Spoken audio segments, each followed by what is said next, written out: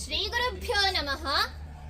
ಗಿರಿ ಪರ್ವತಗಳ ಶೃಂಗಗಳಿಂದ, ಗುಡಿ ಗೋಪುರಗಳ ಶಿಖರಗಳಿಂದ, ಶತ ವಾಹಿನಿಯರ ಲಹರಿಗಳಿಂದ ಮಾರ್ಧ್ವನಿಸುತ್ತಲಿದೆ ಜಯ ಘೋಷ ಎಂಬಂತೆ ನಾನೀಗ ಸ್ವಾಮಿ ವಿವೇಕಾನಂದರ ಸಂದೇಶವೊಂದನ್ನು ಹೇಳಲು ಇಚ್ಛಿಸುತ್ತೇನೆ.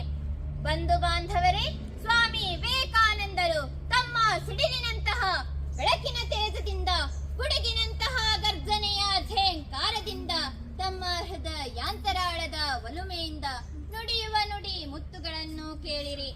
ಆರ್ಯ ಮಾತೆಯ ಅಮೃತ ಪುತ್ರರೇ, ನಿಮ್ಮ ಆದರ್ಶ ಮಾತೆಯರೆಂದರೆ ಸೀತಾ, ಸಾವಿತ್ರಿ, ದಮಯಂತಿಯರು.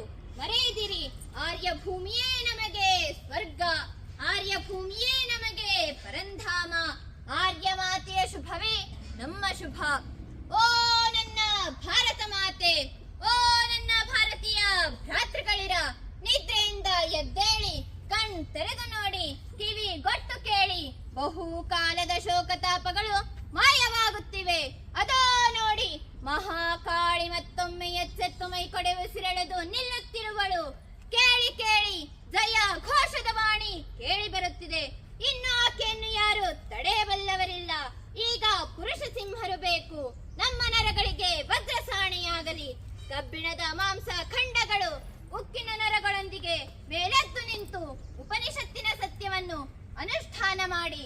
ಅದೇ ಧೀರತನ, ಧೀರತನ, ಧೀರತನ. ಬೋಲೋ ಭಾರತ್ ಮಾತಾ ಕಿ ಜೈ. ಜೈ ಶ್ರೀರಾಮ್, ಜೈ ಜೈ ಶ್ರೀರಾಮ್, ಜೈ ಶ್ರೀರಾಮ್, ಜೈ ಜೈ ಶ್ರೀರಾಮ್.